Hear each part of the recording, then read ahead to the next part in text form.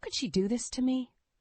I muttered, my hands trembling as I gripped the printed emails tight enough to crumple the pages. My heart pounded in my chest like a jackhammer, and a wave of nausea washed over me. I was supposed to be enjoying a relaxing evening with Ethan's family, but instead, I found myself in Meredith's study, staring at incontrovertible proof of her malicious intent to destroy my career. The woman I had welcomed into my life as a future aunt-in-law was secretly plotting my professional demise, all because she didn't approve of my humble background. The sound of laughter from the living room snapped me back to reality. I took a deep breath and smoothed the papers, tucking them back into the folder. Meredith would pay for her treachery, but I needed to play my cards right. As I rejoined the gathering, Ethan flashed me a warm smile, oblivious to the storm brewing within me. "There you are, babe. Aunt Meredith was just telling us about her latest business venture." Meredith turned to me, her perfectly groomed appearance concealing the viper within. "Marlene, darling, you simply must hear about this exciting new project. I was just telling Ethan how it would benefit from your engineering expertise." The sweetness in her tone made my skin crawl, but I forced a polite smile. "That sounds wonderful, Meredith. I'd love to discuss it further." Her calculating gaze met mine, and I swear I could see the wheels turning in her devious mind. Little did she know I was already plotting my counterattack. "Of course, dear, but first, a toast." Meredith raised her glass, and the others followed suit. "To family and the bright future ahead for you and Ethan." As the crystal clinked, I lifted my glass, my eyes locked on Meredith's. "To family," I echoed, my voice dripping with unspoken venom. The battle lines were drawn. Meredith had declared war, but she had no idea what she was up against. I was no wilting flower, and by the time this was over, her pristine reputation would lie in tatters. Ethan's hand found mine, giving it a gentle squeeze. "You okay?" he whispered, his brow furrowed with concern. I leaned in and planted a tender kiss on his cheek. "Never better," I lied, squeezing his hand back. This was only the beginning. Meredith's downfall would be my greatest achievement, and I would savor every moment of her undoing. She had awoken a fury within me that would not be sated until justice was served. The grand ballroom sparkled with opulence, crystal chandeliers casting a warm glow over the impeccably dressed guests. But beneath the glamour, a sinister undercurrent rippled, one that threatened to upend the entire evening. "Marlene, darling, you look ravishing." Meredith cooed as she approached, her ruby-red lips curled into a saccharine smile. "Though I must say, that dress seems a tad understated for such an occasion." My fingers tightened around the champagne flute, the urge to hurl it at her smug face nearly overwhelming me. But I reined in my fury, forcing a tight-lipped smile. "Why, thank you, Meredith. I prefer to let my inner beauty shine." Her eyes narrowed ever so slightly, and I could practically see the wheels turning in her devious mind. Inner beauty? How quaint. Before I could respond, Ethan appeared at my side, slipping an arm around my waist. "There you are, babe. Doesn't she look stunning, Aunt Meredith?" Meredith's gaze flickered between us, her false smile unwavering. "Of course, dear, though I can't help but wonder if that modest little number was perhaps ill-advised for tonight's festivities." My grip on the flute tightened further, the crystal digging into my palm. Ethan, bless his oblivious heart, simply chuckled. "Nonsense, Aunt Meredith. Marlene's beauty shines through no matter what she wears." He leaned in, brushing a tender kiss against my cheek. "You're the most gorgeous woman here." For a fleeting moment, I allowed myself to bask in his affection, pushing aside the tempest of rage simmering within me. But Meredith's pointed clearing of her throat shattered the tranquility. "Well, we mustn't keep the guests waiting any longer," she declared, her tone cloyingly sweet. "Shall we make our grand entrance?" Ethan beamed, ushering us toward the ballroom doors. As we stepped into the spotlight, a hush fell over the crowd, and I plastered on my brightest smile, determined to play the role of the blushing bride-to-be. But as Meredith took the microphone, her perfectly manicured talons curling around the stem, I knew the real battle was only just beginning. "Friends, family, esteemed guests," she began, her voice ringing out over the hushed ballroom. "We gather here tonight to celebrate the union of my beloved nephew, Ethan, and his fiancée, Marlene." The way she uttered my name, dripping with thinly veiled disdain, sent a chill down my spine. But I held my head high, matching her steely gaze with one of my own. "While their backgrounds may differ," Meredith continued, her perfectly painted lips curling into a condescending smirk, "we welcome Marlene into our elite circle with open arms." The crowd applauded politely, but I could sense the undercurrent of judgment rippling through the well-heeled guests. Meredith's veiled barbs had found their mark, and in that moment I vowed to make her pay dearly for her blatant disrespect. As the evening wore on, I played the part of the gracious future bride, schmoozing and mingling with the upper crust while silently cataloging every slight, every dismissive glance, and every backhanded compliment hurled my way. Little did they know, their contempt only fueled the fire burning within me. By the time the night drew to a close, I had amassed an arsenal of grievances, each one stoking the flames of my vengeful fury. Meredith had thrown down the gauntlet, challenging me to rise above my humble roots. Little did she realize I was more than ready to meet her challenge head-on, and when the dust settled, her precious elite circle would crumble at my feet. The sleek office tower loomed before me, its gleaming glass facade a testament to the power and prestige it housed. But as I strode through the revolving doors, my heart pounded with a mixture of dread and determination. "Good morning, Miss Carter," the receptionist greeted me with a polite smile. "Mr. Holbrook is expecting you in his office." I nodded curtly, my throat constricting as I made my way down the familiar hallway. This was the path I'd walked countless times, my heels clicking against the marble floors with purpose and pride. But today, an ominous cloud hung overhead, casting a shadow over my once bright future. Steeling myself, I rapped my knuckles against the imposing oak door. "Come in." The gruff command echoed through the wood, and I took a steadying breath before entering. Jack Holbrook, my former boss, sat behind his massive desk, his brow furrowed as he shuffled through a stack of papers. "Have a seat, Marlene." The use of my first name sent a chill down my spine. This wasn't a friendly chat. This was the executioner's block. I lowered myself into the plush leather chair, my spine ramrod straight as I met his gaze head-on. "You wanted to see me, sir?" Holbrook's expression remained impassive as he slid a folder across the desk. "These are the reports detailing your recent project failures, costly oversights, missed deadlines, shoddy workmanship, the list goes on." My heart stuttered in my chest as I flipped through the pages, a mixture of confusion and disbelief washing over me. "But these can't be right. I've triple-checked every calculation, every specification. My work has been exemplary." "That's not what the numbers show," Holbrook countered, his tone clipped and professional. "Nor is it the assessment of our Corporate Oversight Committee." The mention of the infamous committee, a shadowy cabal of faceless executives, sent a shiver down my spine. I opened my mouth to protest, but Holbrook raised a hand, effectively silencing me. "I'm afraid the decision has been made, Marlene. Your employment is terminated, effective immediately." The words hung in the air, their weight crushing me like a ton of bricks. My vision blurred as I fought back the tears of humiliation and injustice burning in my eyes. But why? After all my years of dedicated service, how could you just let me go like this? Holbrook's expression softened ever so slightly, a flicker of regret passing across his weathered features. "It's out of my hands. The committee's ruling is final." My mind raced, desperately searching for an explanation, a rationale, anything to make sense of this nightmare. And then, like a bolt of lightning, the realization struck me. Meredith. The vile woman had made good on her threat, using her vast wealth and influence to sabotage me, to strip away everything I'd worked so hard to build. The mere thought of her smug, self-satisfied smirk sent a wave of fury crashing over me, but I bit back the torrent of rage threatening to spill forth. Instead, I rose to my feet, my hands clenched into white-knuckled fists at my sides. "I see," I ground out through gritted teeth.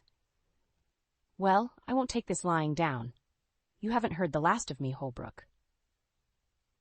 His brow furrowed, but before he could respond, I spun on my heel and stormed out of the office, the door slamming behind me with a resounding finality. As I stalked down the hallway, ignoring the curious stares of my former colleagues, a single thought consumed me: revenge. Meredith had struck the first blow, but I would be the one to deliver the killing stroke. No more playing nice, no more suppressing my fury. It was time to unleash the fury that had been simmering within me, Time to make that wretched woman pay for her treachery in the most public, humiliating way imaginable. She thought she could strip away my livelihood, my pride, my future with a few well-placed lies and some corporate backstabbing. She was wrong, dead wrong. By the time I was through with her, Meredith would wish she'd never crossed paths with Marlene Carter. Her world was about to come crashing down around her, and I would savor every agonizing second of her downfall. The dimly lit bar was a far cry from the glittering social circles I'd grown accustomed to, but as I nursed my whiskey sour, I found solace in the anonymity it provided. No judging stares, no thinly veiled insults, just the comforting hum of like-minded souls seeking refuge from the world beyond these weathered walls. Marlene Carter? The gruff voice snapped me from my reverie, and I turned to find a ruggedly handsome man regarding me with a mixture of curiosity and wariness. His steel-gray eyes betrayed a lifetime of hardship, but there was a fierceness about him that commanded respect. "Do I know you?" I countered, my fingers tightening around my glass. The man slid onto the bar stool beside me, signaling the bartender for a drink of his own. "Name's Jack Morgan. I used to be Meredith Vanderbilt's business partner, before that snake in the grass stabbed me in the back." My breath caught in my throat as realization dawned. Here was a kindred spirit, another victim of Meredith's ruthless machinations. "So you're familiar with her special brand of treachery, then?" I stated, raising my glass in a sardonic toast. Jack snorted derisively, accepting the tumbler of whiskey the bartender slid his way. "That's putting it mildly. That woman would sell her own grandmother if there was a profit to be made." A humorless chuckle escaped my lips. "Believe me, I know exactly what you mean." I paused, studying him intently. "What did she do to you?" Jack's jaw tightened, his knuckles whitening around his glass as he drained half its contents in one gulp.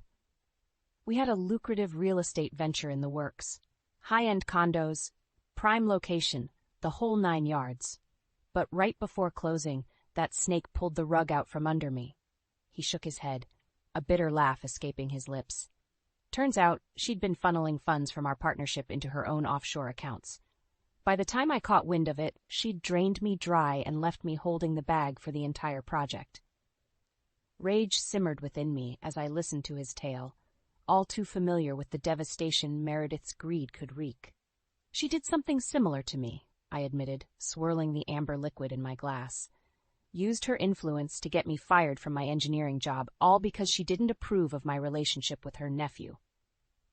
Jack's eyes widened, and he let out a low whistle. "Damn, that's cold-blooded, even for her." A charged silence stretched between us, each of us lost in the bitter memories of Meredith's betrayal.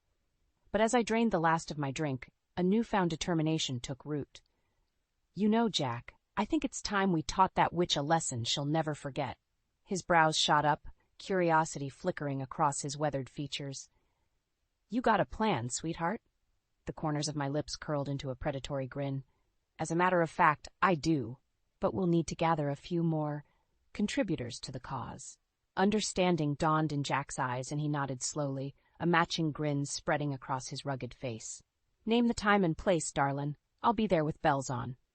As I slid off the bar stool, Jack fell into step beside me. A silent pact forged between us. Meredith Vanderbilt's reckoning was nigh. Over the next few days, I scoured every corner of the city, seeking out those who had fallen victim to her insatiable greed and callous disregard for anyone outside her elite circle. One by one, they emerged from the shadows, united in their thirst for retribution.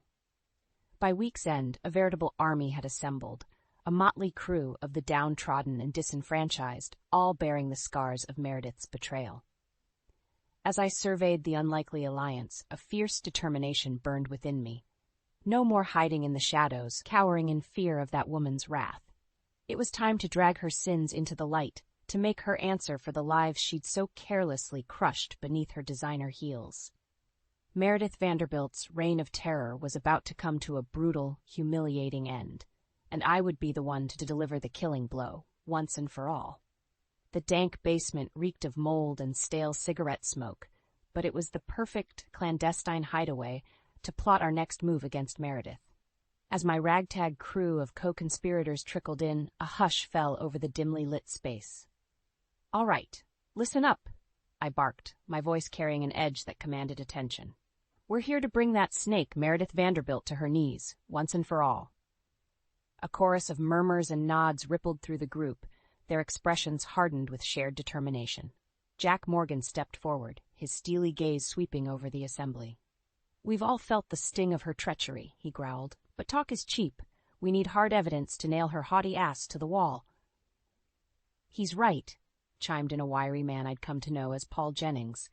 "That woman's got more lawyers than sense. Without proof, she'll just bury us." A tense silence hung in the air, the weight of Paul's words sinking in. But just as doubt began to creep in, a soft voice piped up from the back of the room. "I might be able to help with that." All eyes turned toward the speaker, a mousy young woman with a wariness etched into her delicate features. Emily, if my memory served me correctly. "You've got something on Meredith?" I pressed, leaning forward with rapt interest. Emily's gaze dropped to the floor, her fingers twisting anxiously in her lap. "I used to be her personal assistant," she began, her voice little more than a whisper. "I saw things, heard things I shouldn't have." Jack arched a skeptical brow. "You got proof to back that up, kid?"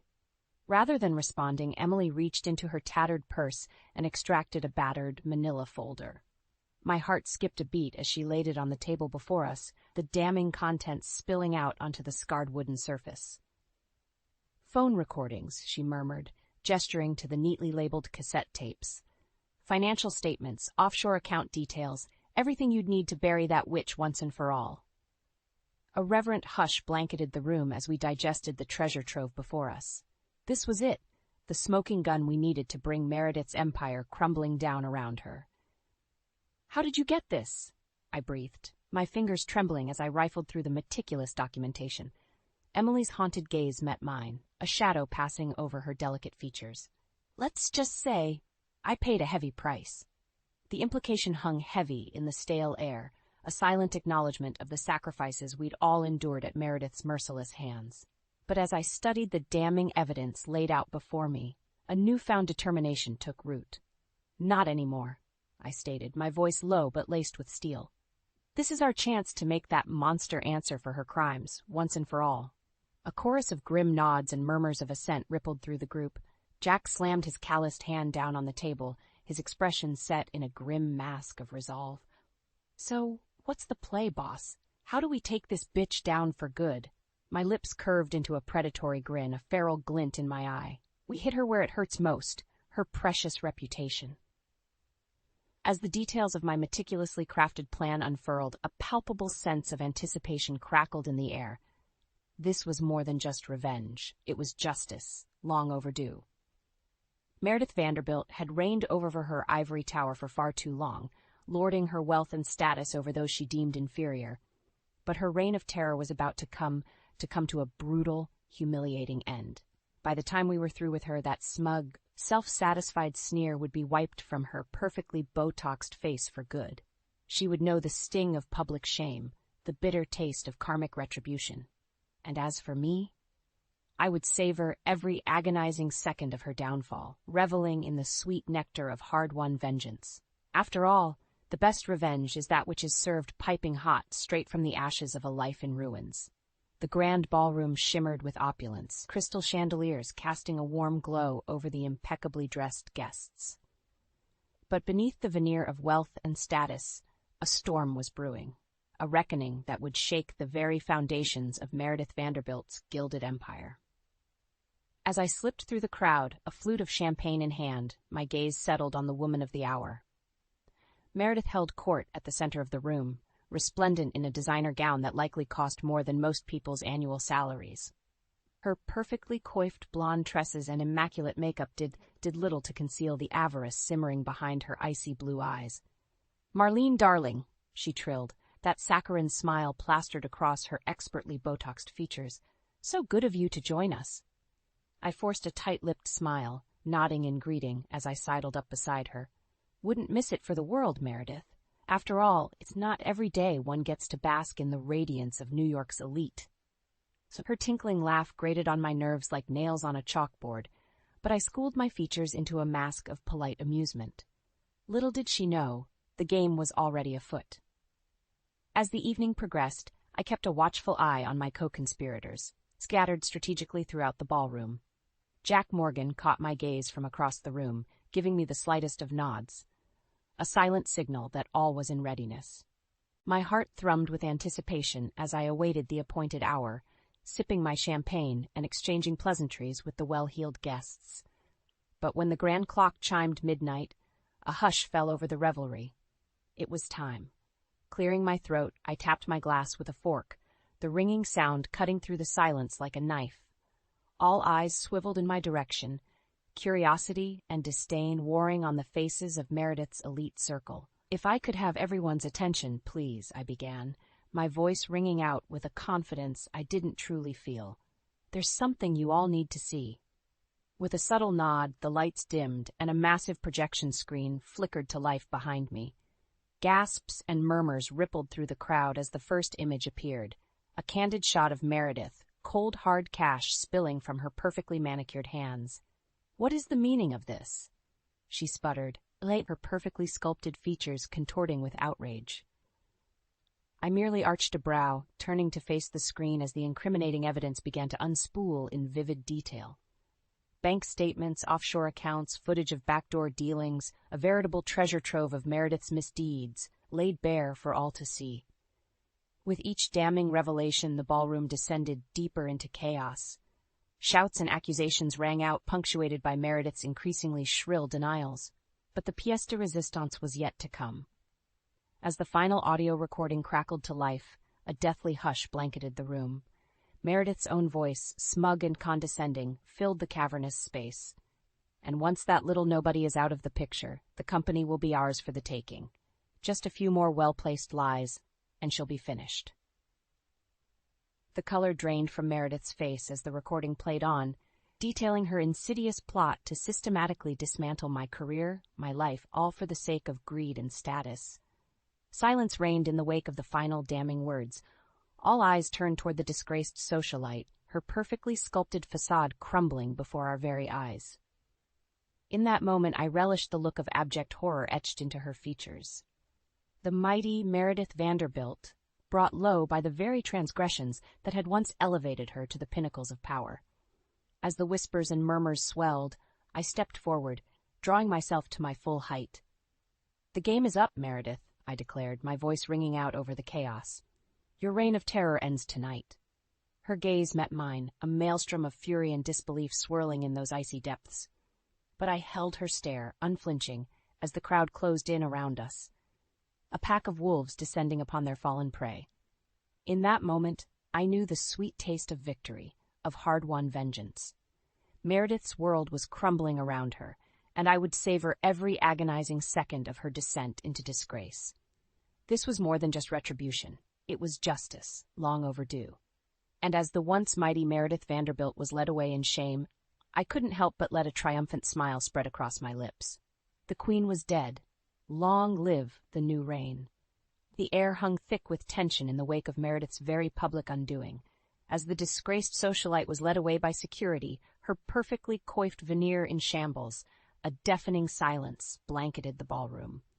I stood rooted in place, my chest heaving with a mixture of triumph and disbelief. For so long I had dreamed of this moment. The day when Meredith Vanderbilt's reign of terror would finally come crashing down around her. And now, it was a reality. Slowly, the stunned guests began to stir, whispers and murmurs rippling through the crowd like the first tremors of an approaching storm. All eyes turned toward Ethan and his family, their expressions ranging from shock to outright horror.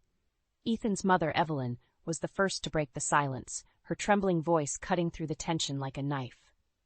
"Ethan," she stammered, her perfectly made-up features ashen. "Did you know about this?"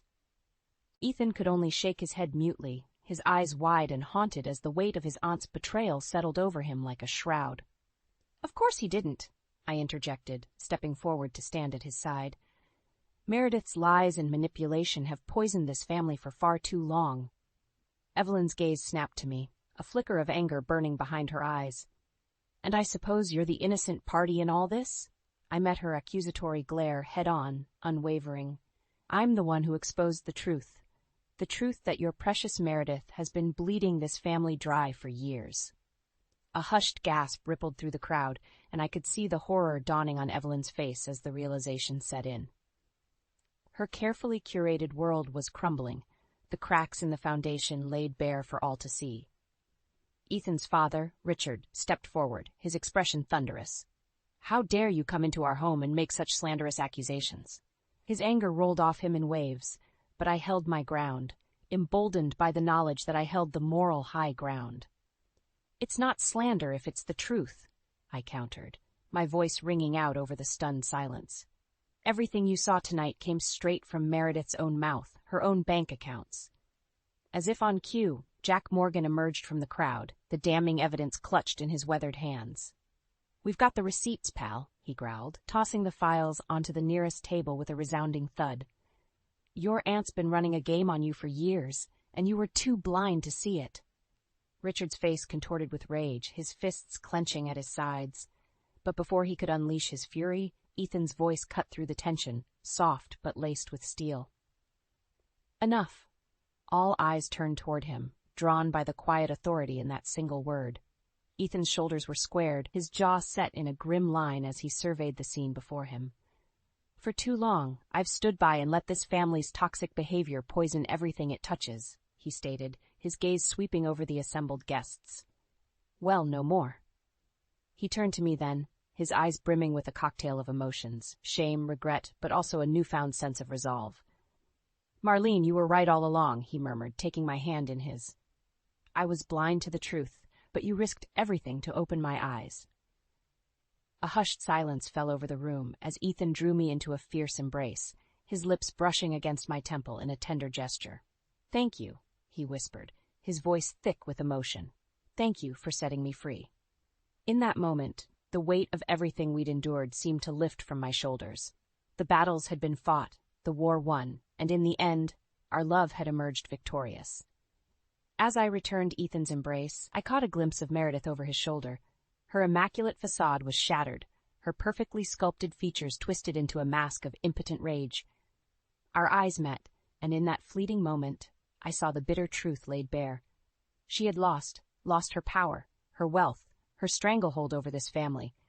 And as the security guards hauled her away, I couldn't help but savor the sweet taste of her comeuppance. The mighty Meredith Vanderbilt had fallen, and from her ashes, a new beginning would rise, one built on truth, love, and the unbreakable bonds of family forged by fire. This was more than just revenge. It was deliverance, a chance to shed the toxic legacy of the past and embrace a future untainted by greed and deceit. And as Ethan's family slowly began to rally around us, their eyes filled with newfound clarity, I knew that our greatest victory lay not in Meredith's downfall, but in the healing that would follow in its wake. The weight of Meredith's treachery had finally been lifted, but the path forward was still shrouded in uncertainty. As Ethan and I stood side by side, surveying the wreckage of his once pristine family empire, a heavy silence hung in the air. "What happens now?" Ethan's voice was little more than a whisper, laced with a mixture of relief and trepidation. I turned to face him, my hand finding his in a reassuring squeeze. "Now we pick up the pieces and build something better, something stronger than anything Meredith could have ever imagined." A flicker of hope kindled in his eyes, and he nodded slowly, his grip tightening around my fingers. "You're right," he murmured. "We can't undo the past, but we can forge a new path, one free from her toxic influence." A soft cough interrupted our moment, and we turned to find Ethan's father, Richard, regarding us with a guarded expression. "Son," he began, his voice thick with emotion, "I owe you both an apology." Ethan stiffened beside me, but I gave his hand a gentle squeeze, silently urging him to hear his father out.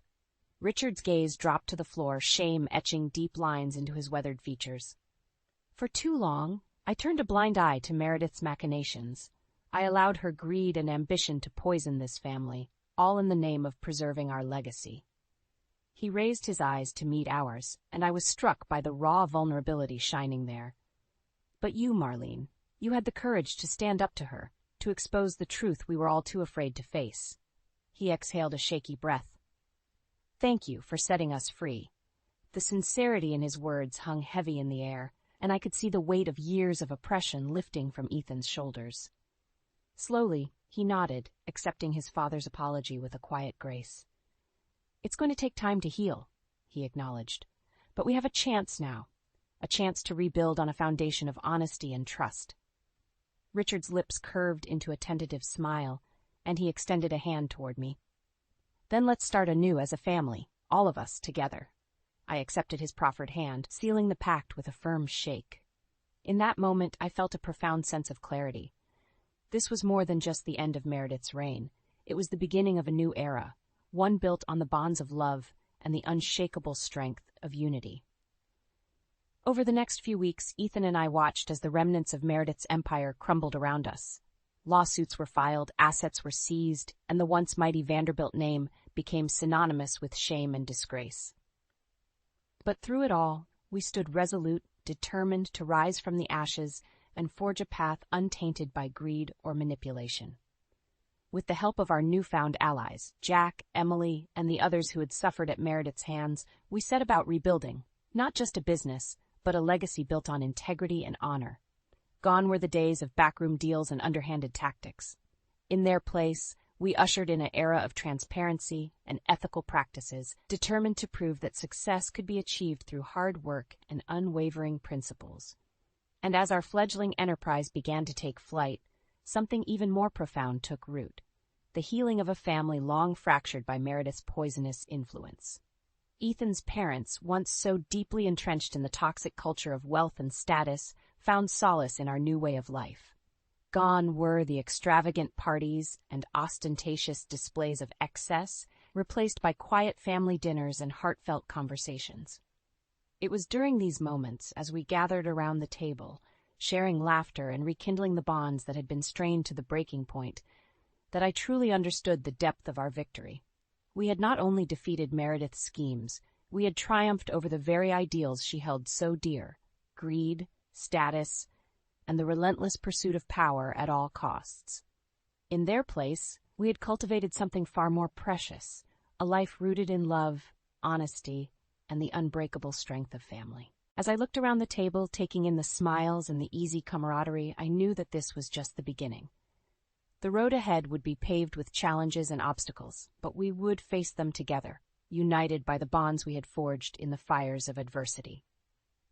Meredith's reign of terror was over, and in its place, a new legacy was being born, one built on the foundations of truth, resilience, and the unwavering belief that love, in the end, would always conquer all.